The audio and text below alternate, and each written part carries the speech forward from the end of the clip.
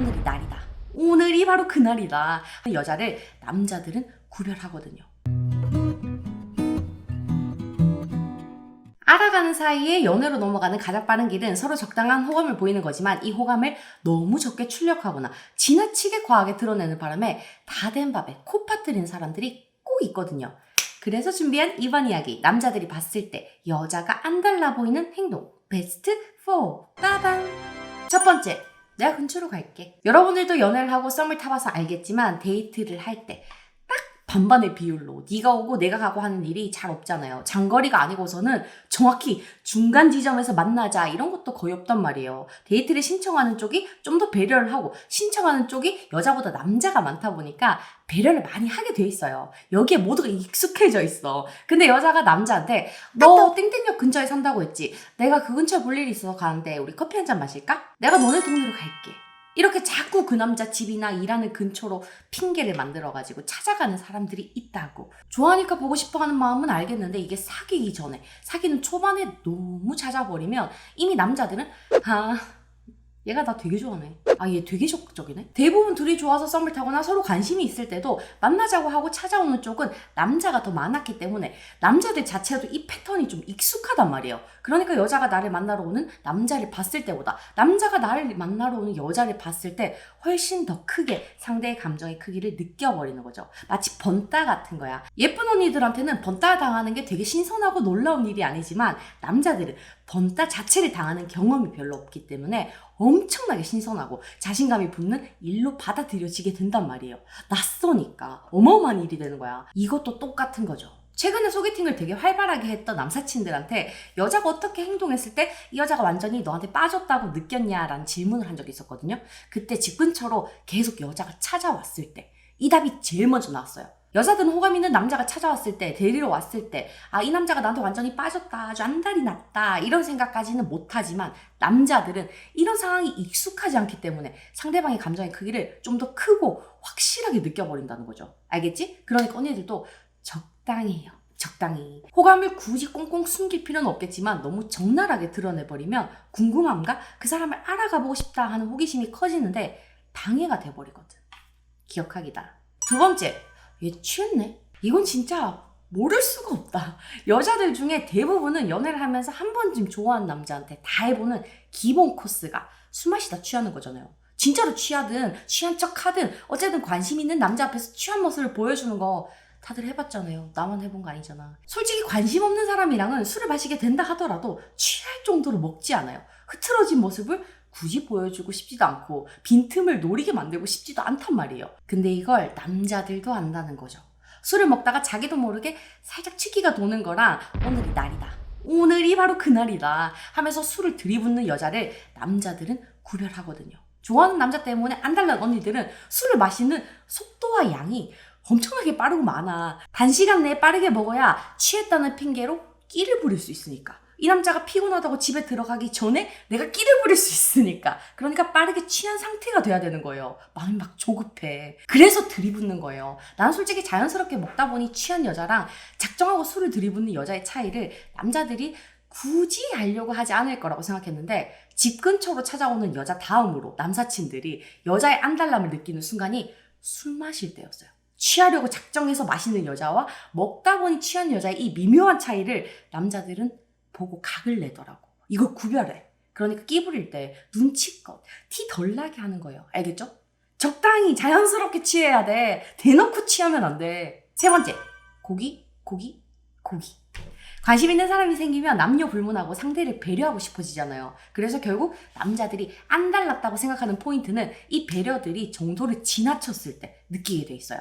그 지나친 배려가 어디서 드러나냐? 취향에서 드러나요. 예를 들면 그런 거야. 보통 제대로 썸 타기 전에 음식은 어떤 거 좋아하세요? 어떤 음식 좋아하세요? 이런 질문을 하잖아요. 여기서 남자가 고기를 좋아한다 라는 말을 들었으면 이걸 딱 기억하고 있다가 데이트할 때 남자가 뭐 먹고 싶냐는 질문을 했을 때 남자의 취향이 고기를 선택하는 거죠. 근데 이게 한 번이 아니라 그 다음날도 그 다음번의 데이트에서도 계속 남자의 취향이 고기를 선택할 때 쉽게 말해서 같은 배려가 반복될 때 남자들이 느끼는 거예요. 이 여자 안 달랐구나. 생각해봐. 몇 번을 만나서 몇 번을 뭐 먹고 싶냐고 물었는데도 남자가 좋아한다고 했던 음식 소고기, 양고기, 육회 계속 고기만 얘기하는 여자를 보면서 누가 그 사람의 호감을 모를 수가 있겠어요. 모르기가 더 어려워.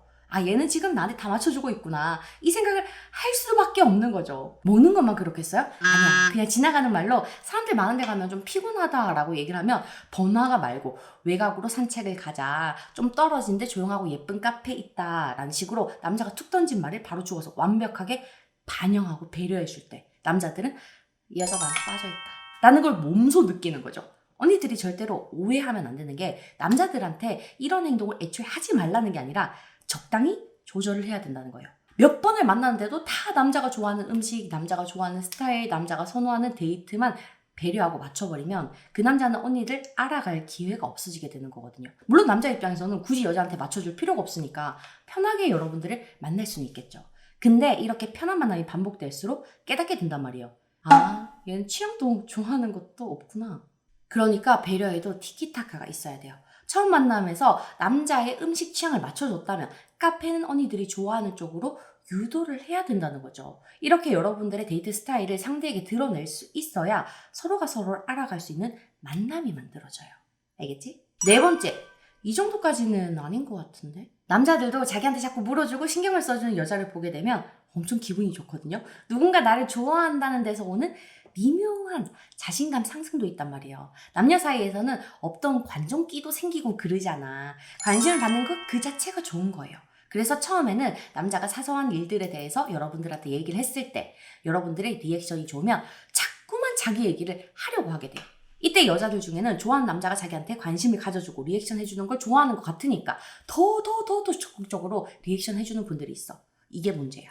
이렇게 하면 얼마 못 가서 남자들이 시큰둥해지는 경우가 꽤 생기거든요. 좋아하는 남자한테 다가갈 때 리액션을 기본값으로 장착하고 들어가라 하는 사람들이 많은데 이건 반은 맞고 반은 틀린 얘기예요. 사귀기 전이라면 남자의 사소한 힘든 일에는 리액션을 좀 줄이고 긍정적인 일에 크게 반응해주는 게 정확한 포인트거든요. 예를 들자면 어제 술 너무 많이 마셨나? 머리가 왜 이렇게 아프지? 오늘 진짜 출근하기 싫다. 직장인이라면 다들 일주일에 최소 한두 번 이상은 하는 그런 사소한 힘듦에 숙취 해소제 먹었냐, 영양제 먹었냐 이렇게 신경 써주고 커피 기프트콘 보내주고 하는 행동은 딱 한두 번 정도만 효과적으로 들어간단 말이죠. 이게 계속 반복되잖아요? 그럼 의식하지 않아도 남자들은 자연히 알게 돼요. 얘 나 되게 좋아하는구나. 이 되게 좋아하는 상태가 나랑 사귀고 싶어서 잘 보이고 싶어서 안달난 상태가 되는 거잖아요. 남자가 다가가지 않아도 아주 버선발로 마중 나오는 여자한테 굳이 뭔가를 노력하고 싶지 않아진다는 말이야. 그래서 어느 정도 출력을 조절해줘야 돼요. 아직 사귀기 전이라면 호감은 있지만 그 크기를 알 수 없는 상태쯤이 제일 좋단 말이죠. 만약 남자가 숙취가 있다, 출근하기 싫다라는 말을 할 때 그러니까 일요일에 무슨 술을 그렇게 마시고 다녀? 나도 지금 너랑 같은 생각하고 있었는데 이렇게 가볍게 받아치고 그 대신 즐거운 일 있잖아. 친구가 밥을 산다던가 5만 원짜리 로또가 됐다던가 이런 긍정적인 일에는 내일처럼 너무 좋아해주면 딱 적당한 선이 맞춰져요. 잘 들어. 사소한 부정적인 일에만 소극적인 대응을 하면 되는 거예요. 짱남이나 썸남한테 나쁜 일이 크게 터졌다던가 번아웃, 감정적 위기 같은 게 생겼을 때는 걱정해주고 물어주는 높은 출력은 당연히 필요한 거예요. 그래야 남자가 이해받고 있다라는 느낌을 받을 거니까. 이 잘 구별하기다. 작은 사소한 일에는 낮은 출력, 긍정적인 일에는 높은 출력, 큰 부정적인 일에도 높은 출력. 요것만 구별하면 끝나. 이 네 가지 포인트로 좋아하는 남자한테 호감은 보이면서 아주 안달난 마음은 들키지 않길 바랄게요. 오늘도 만나서 반가웠어요.